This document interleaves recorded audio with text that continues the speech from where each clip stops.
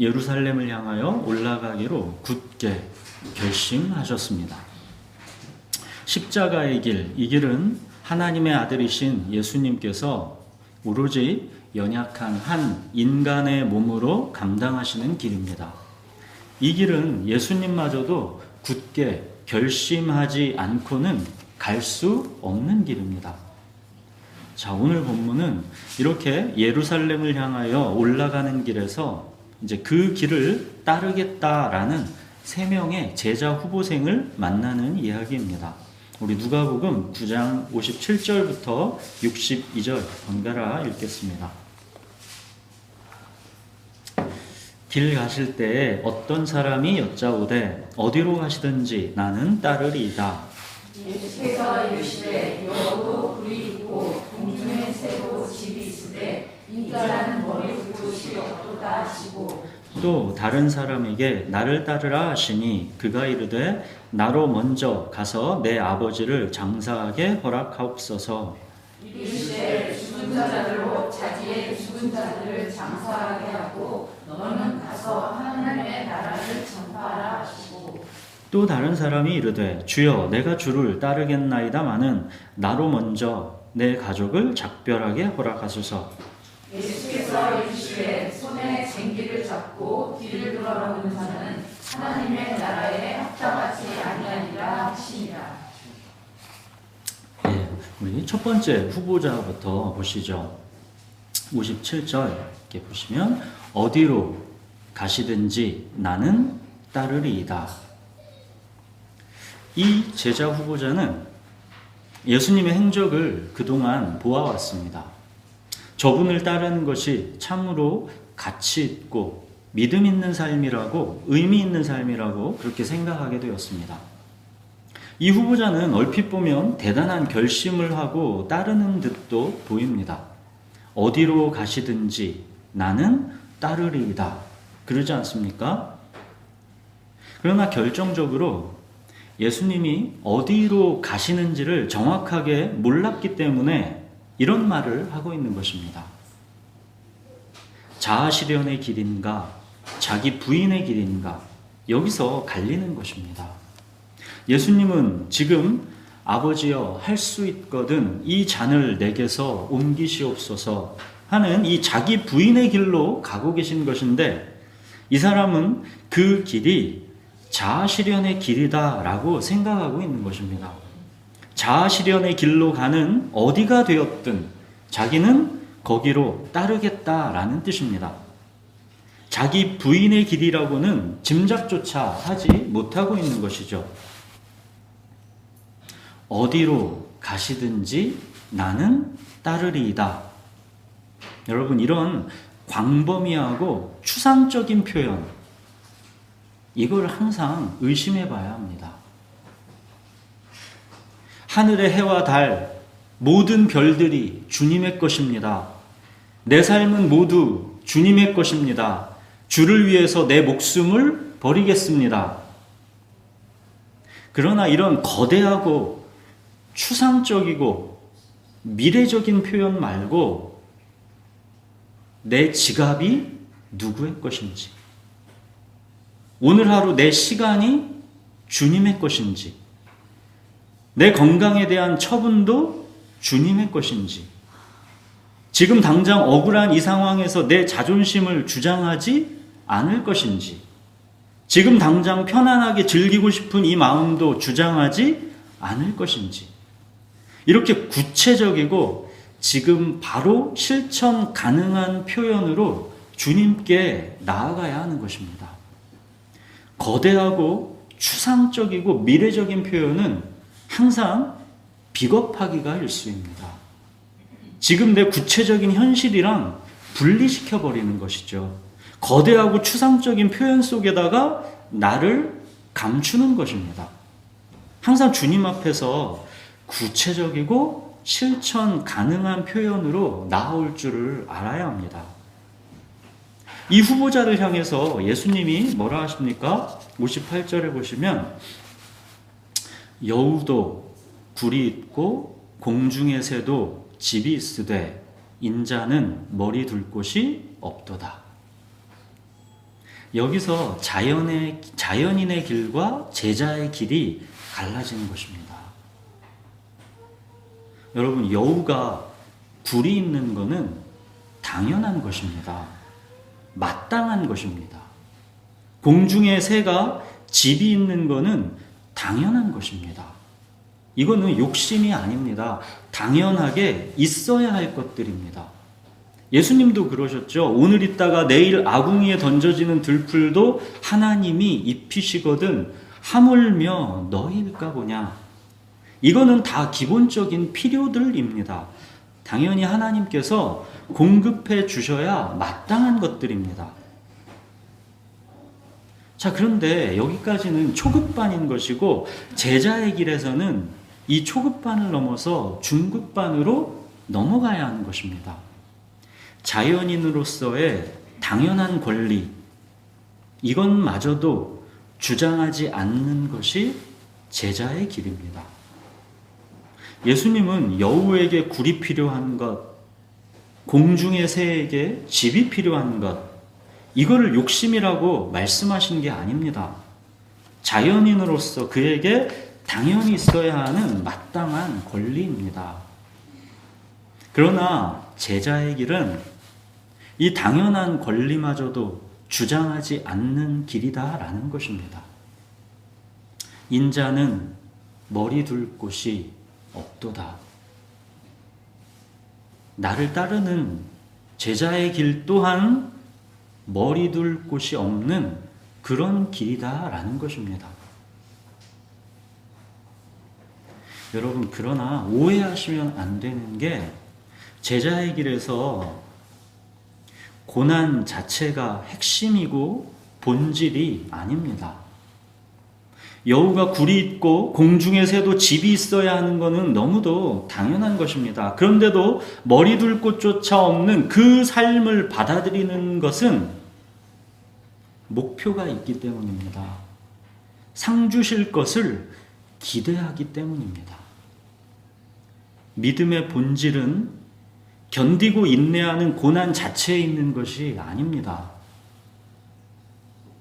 믿음의 핵심이고 본질은 무엇을 기대하기 때문에 견디는가입니다.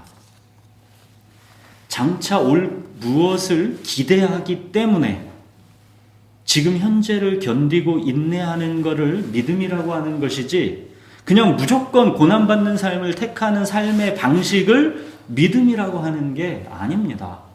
그거는 전혀 기독교가 말하는 믿음이 아닙니다. 성경에서 말하는 믿음은 항상 대가를 바라는 인내입니다. 대가를 바라지 않는 인내를 믿음이라고 하는 게 아닙니다. 언제나 믿음은 장차 올 것에 대한 보상, 이 보상이 전제된 인내입니다. 연약한 한 인간으로서 십자가를 참고 견디신 예수님의 믿음의 이 핵심도 그 고난으로 장차 보상받게 되실 것, 그 보상으로 인해서 십자가를 견디신 것입니다. 이것이 연약한 한 인간으로서의 예수님의 믿음입니다. 우리 히브리서 12장 2절을 한번 잠깐 보시죠. 예수님의 믿음을 말해주는 곳입니다. 히브리서 12장 2절, 우리 신약 367페이지입니다.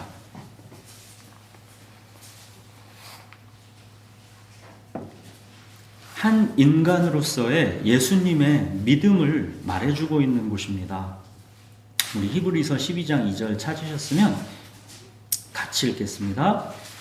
믿음의 주요 또 온전하게 하시는 이인 예수를 바라보자. 그는 그 앞에 있는 기쁨을 위하여 십자가를 참으사 부끄러움을 개의치 아니하시더니 하나님 보좌 우편에 앉으셨느니라.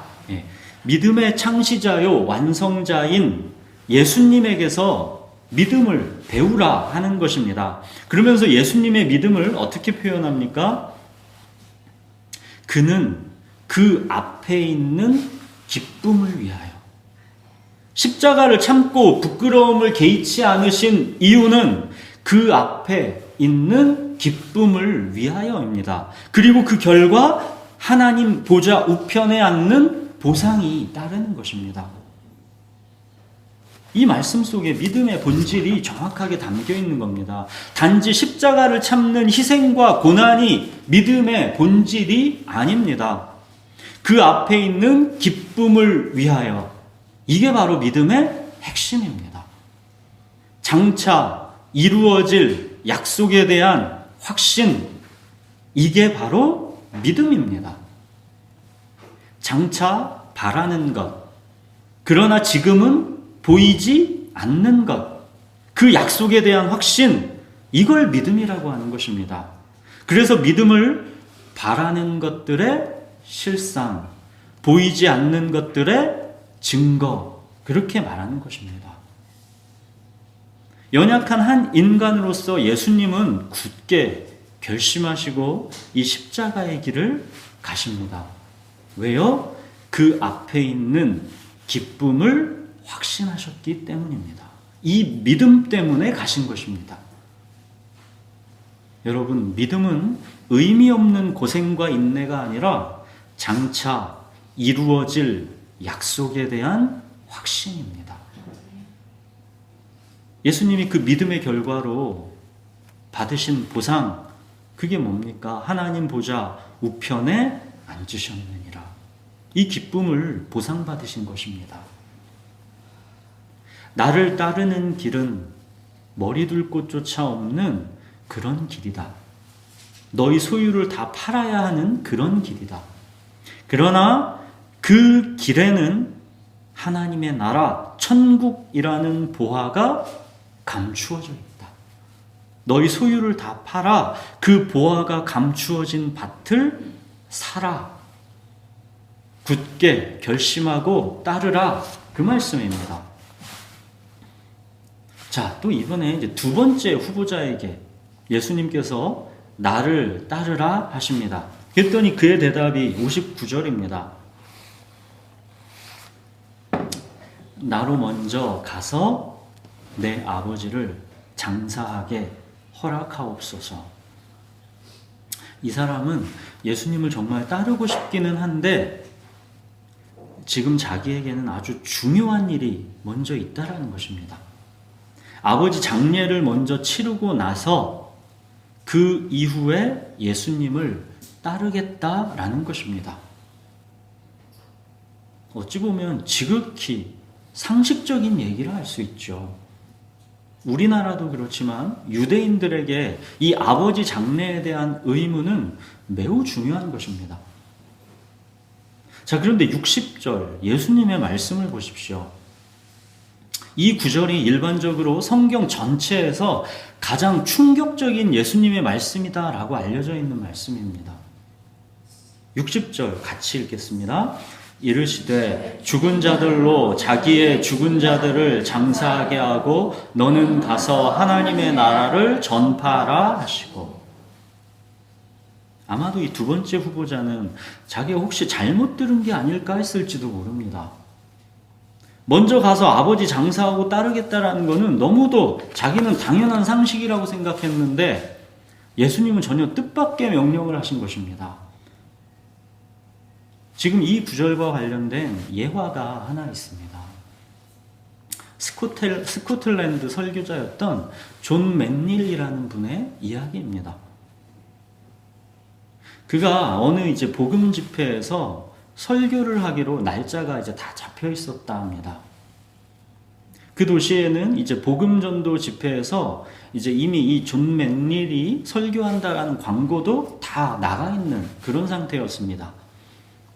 자, 근데 그 날을 앞두고 아버지가 돌아가셔서 장례식을 치르게 된 것입니다. 그가 부득이하게 약속을 취소할 수밖에 없다라고 양해를 구하도 사람들은 물론 다 이해했을 것입니다. 근데 그는 이렇게 말했습니다. 나는 감히 약속을 취소할 수 없었다. 바로 이 본문의 예수님이 내 곁에 서서 자 봐라, 내가 너의 주인이다. 너는 그 사람들에게 가서 복음을 전해라. 너는 죽은 자를 장사하겠느냐? 아니면 죽은 자를 일으키겠느냐? 그렇게 예수님이 말씀하시는 것 같았기 때문입니다. 그래서 이 존 맥닐은 가서 복음을 전했습니다. 주님의 부르심 앞에 나로 먼저라는 것은 그게 무엇이든 있을 수가 없다는 것입니다. 그 중요한 아버지의 장례를 앞두고도 만약 주님이 부르신다면 그 부르심 앞에서 나로 먼저라는 말은 꺼낼 수가 없다는 것입니다. 이게 바로 제자의 길입니다. 여러분, 이거는 제자의 길이 이만큼 가혹한 고난의 길이다라는 게 핵심이 아닙니다. 아버지 장례보다도 더 급하고 중요한 일, 하나님 나라를 전파하는 일. 도대체 하나님 나라는 얼마나 엄청난 보아이기에 예수님은 아버지 장례도 손 놓고 너는 하나님의 나라를 전파하라 하시는가? 하나님 나라가 이만큼 그 무엇과도 비교할 수 없는 값진 보아다라는 게 예수님 말씀의 핵심입니다. 자, 또 이제 세 번째 후보자를 보시죠. 61절 보십시오. 주여, 내가 주를 따르겠나이다마는 나로 먼저 내 가족을 작별하게 허락하소서. 이 세 번째 후보자의 요청 또한 너무도 당연해 보이죠. 가족들이랑 작별하는 시간을 갖고 다 정리하고 그렇게 주를 따르겠다라는 거죠. 너무도 지극히 당연한 상식입니다. 근데 예수님의 대답을 보십시오. 62절. 손에 쟁기를 잡고 뒤를 돌아보는 자는 하나님 나라에 합당하지 아니하니라. 손에 쟁기를 잡고 밭을 가는 사람이 밭을 갈면서 뒤를 돌아본다면 어떻게 되겠습니까? 밭이 곧게 갈리지를 않고 꾸불꾸불해지겠죠. 여러분, 아버지 장례도 또 가족과의 작별도 또 예수님의 이 말씀은 가족관계가 안 좋은 사람들이 적용할 말씀은 아닙니다.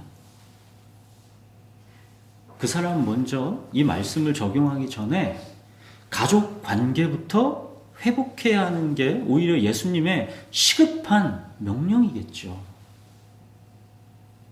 부모를 공경하고 가족을 사랑하는 것은 가장 소중한 선물이고 가장 소중한 의무가 되어야 마땅한 것입니다. 여러분, 십계명은 하나님 사랑과 이웃 사랑 이렇게 10가지 계명으로 되어 있죠. 10계명 중에서 1에서 4계명까지는 하나님 사랑이고 5계명에서 10계명까지는 이웃 사랑입니다. 자, 그 이웃 사랑의 가장 첫 번째 계명인 5계명이 뭡니까? 내 부모를 공경하라입니다. 이웃 사랑의 제1계명이 부모를 공경하는 것입니다. 바울은 자기 가족을 돌보지 않는 자는 믿음을 배반한 자요 불신자보다 더 악한 자다라고 했습니다. 근데 예수님은 지금 사람에게 있어서 가장 소중한 이 의무마저도 나로 먼저라고 주장할 수 없는 사람들, 그들이 바로 제자다라고 말씀하시는 것입니다.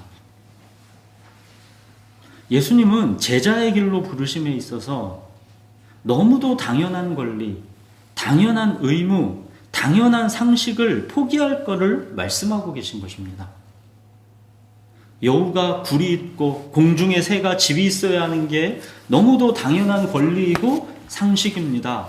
아버지 장례는 그 무엇보다 우선인 게 당연한 의무이고 상식입니다. 당연히 내 가족과 작별하는 시간이 무엇보다 우선입니다. 예수님은 도대체 제자를 받겠다는 것입니까? 아니면 다 돌아가라 하시는 것입니까? 제자를 모으고 있는 예수님의 태도는 정말 고자세입니다. 야, 고난이고 힘든 길이지만 나와 함께 이 길을 가줄래? 이런 태도가 전혀 아니십니다. 손에 쟁기를 잡고 뒤를 돌아보려거든 따라오지 마라. 너는 하나님 나라에 합당하지 않다. 머리 둘 곳도 없는 그런 길로 부르시면서 예수님은 왜 이렇게 고자세입니까? 자기 부인의 길, 십자가의 길, 고난과 죽음의 길인데 예수님은 왜 이렇게 기준이 높으신가? 이런 생각 들지 않으십니까? 동기부여해주고 사정해서 잘 달래서 따라오게 해도 될까 말까인데 마치 다 쫓아내실 그런 심산으로 그러시는 것처럼 너무 터무니없는 높은 기준을 제시하는 것처럼 보이시지 않습니까? 지금 이 예수님이 과연 누구신가? 여기에 달려있는 것입니다. 이 예수님이 그냥 단지 의로운 선생님일 뿐이라면,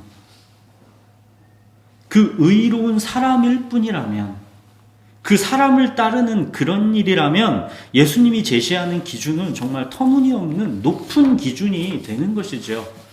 그러나 예수님이 단지 사람이 아니라 주는 그리스도시요 살아계신 하나님의 아들이시라면 그럼 얘기가 달라지는 것입니다.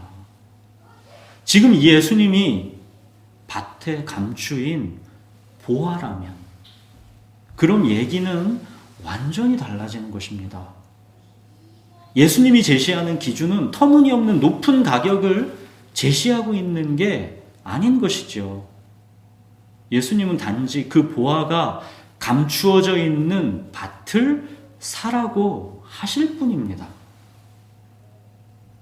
우리가 보았었죠. 밭에 감추어진 보화를 발견한 사람, 그 사람의 반응이 어땠습니까? 그 기쁨을 감추지 못해서 자기 소유를 다 팔아서 그 보화가 감추어진 밭을 샀다 그랬죠. 이게 지극히 상식입니다.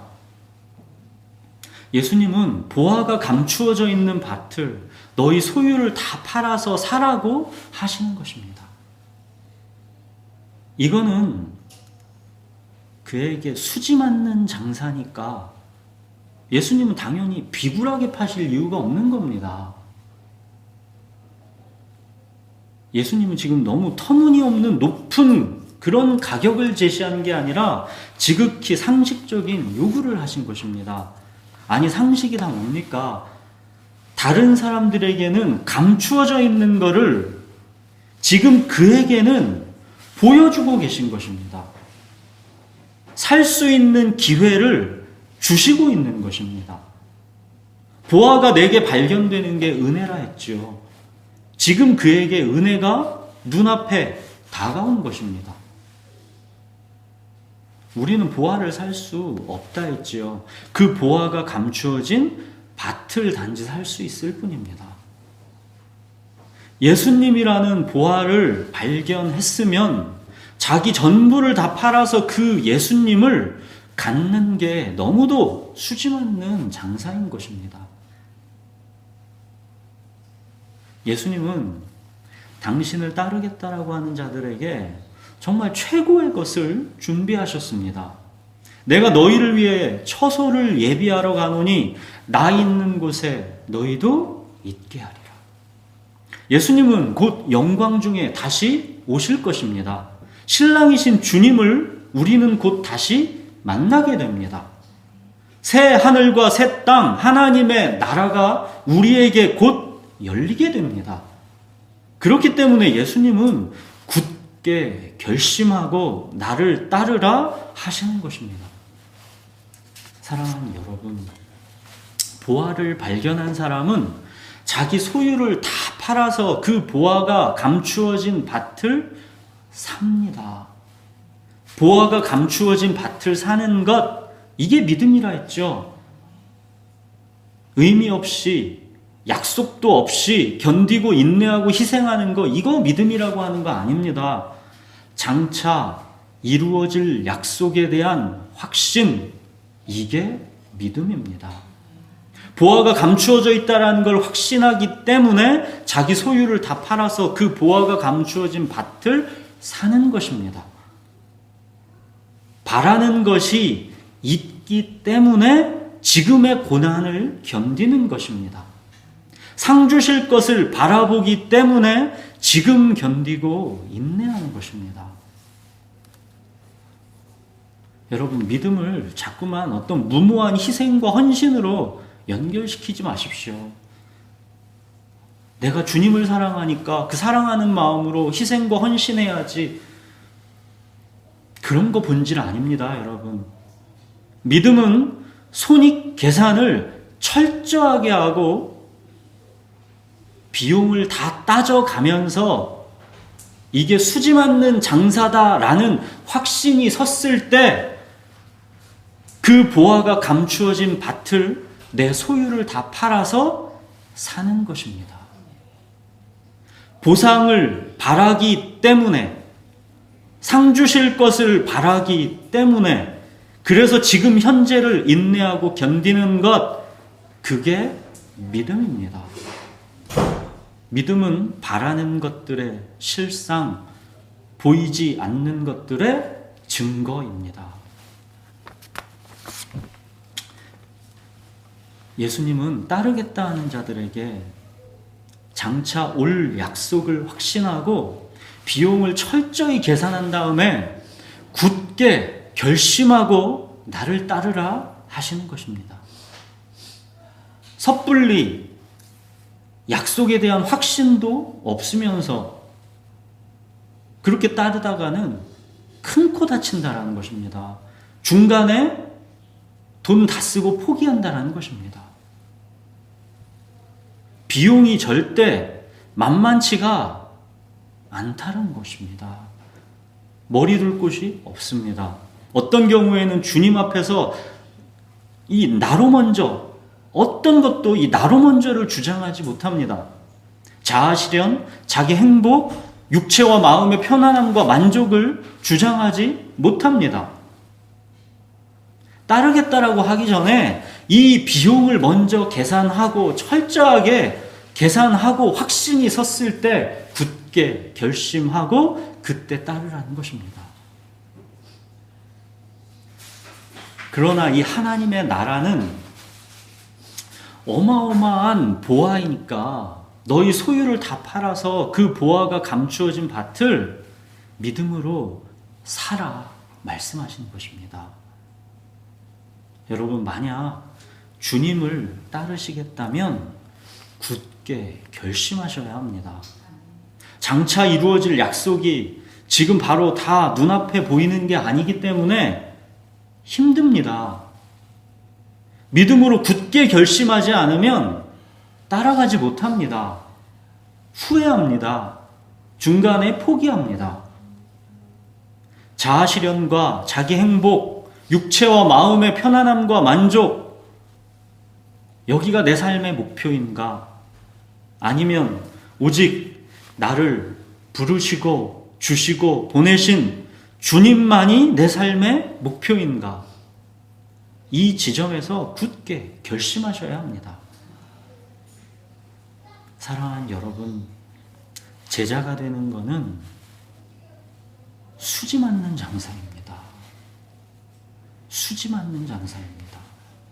예수님께서 얼마나 제자들을 아끼고 사랑하셨는지 보십시오. 비록 제자들을 냉수 한 그릇 얻어마셔야 하는 그런 형편으로 내모셨지만 예수님이 뭘 하셨습니까? 너희에게 냉수 한 그릇이라도 대접하는 사람, 내가 그 사람을 반드시 상 줄 것이다. 이게 지금 그 사람 상 주시겠다라는 게 초점이 아니잖아요. 냉수 한 그릇을 너희에게 대접하는 사람은 내가 반드시 상 준다. 그만큼 너희는 내게 소중하다라는 것입니다. 그만큼 예수님은 제자들을 아끼고 사랑하시는 것입니다. 그리고 그 제자들에게 영광의 면류관을 약속하신 것입니다. 여러분, 얼만큼 사랑하시면, 또 면류관의 영광이 과연 어떤 것이면 예수님은 제자들에게 나를 위해 너희 목숨을 내놓아라 하시겠습니까? 여러분이 누구를 얼만큼 사랑하면, 얼만큼 책임질 수 있으면 그 사람에게 목숨을 내게 내놓으라 할 수 있습니까? 예수님은 제자들에게 너희 목숨을 내게 내놓으라 하셨습니다. 그만큼 예수님이 제자들을 아끼고 사랑하시고 너희는 내가 세상 끝날까지 함께한다 하시는 것입니다. 그만큼 예수님은 제자들을 아끼고 사랑하시고 돌보시는 것입니다. 그만큼 제자들은 예수님에게 특별한 존재입니다. 밭에 보화가 감추어져 있습니다. 그 보화를 발견하게 되시기 바랍니다. 그 보화를 발견하게 된 사람은 자기 소유를 다 팔아서 그 보화가 감추어진 밭을 당연하게 사게 됩니다. 여러분, 나로 먼저 이 말을 내가 한다라는 것은 내가 내려놓아야 할 희생과 헌신이 크기 때문이 아닙니다. 나로 먼저 이거 내가 지금 얘기하고 있다라는 것은 내가 아직 이 보화의 가치를 모르고 있다라는 뜻입니다. 여러분, 살아계신 하나님의 말씀을 통해서 하나님의 나라, 이 천국이라는 이 보화의 가치가 드러난다면, 말씀을 통해서 나의 주님 예수 그리스도 이 보화의 가치가 여러분에게 발견된다면, 여러분 그때는 1명, 2명 여러분들 중에서 그 보화가 감추어진 밭을 기쁨으로 사게 되는 사람이 늘어나게 되기를 바랍니다. 보화가 감추어진 밭을 살 때 오는 그 기쁨, 여러분 이 기쁨이 바로 생명이고 이게 바로 영생입니다. 사랑하는 여러분, 예수님을 따르는 길 위에서 나로 먼저는 있을 수가 없습니다. 다른 거는 그 어떤 것도 예수님의 명령보다 먼저일 수가 없는 것입니다. 너는 죽은 자를 장사하겠느냐? 아니면 죽은 자를 일으키겠느냐? 죽은 자를 일으키는 복된 소식이 뭡니까?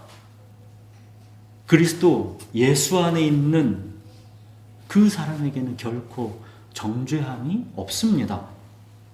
그리스도 예수 안에 있는 하나님의 사랑에서 그 사람을 그 무엇도 끊어낼 수가 없습니다.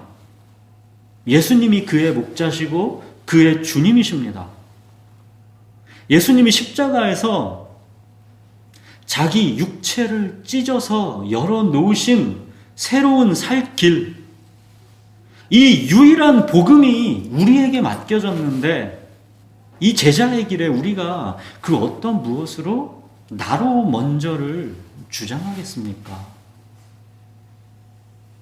여러분, 이 유일한 복음이 우리에게 맡겨져 있습니다. 여러분 모두가 예수 그리스도라는 값진 보화를 발견해서 손에 쟁기를 잡게 되기를 바라고, 또 손에 쟁기를 잡았다면 이제는 뒤를 돌아보지 않고 예수님이 그러셨듯이 굳게 결심하고 나아가게 되시기를 바랍니다. 우리 기도하겠습니다.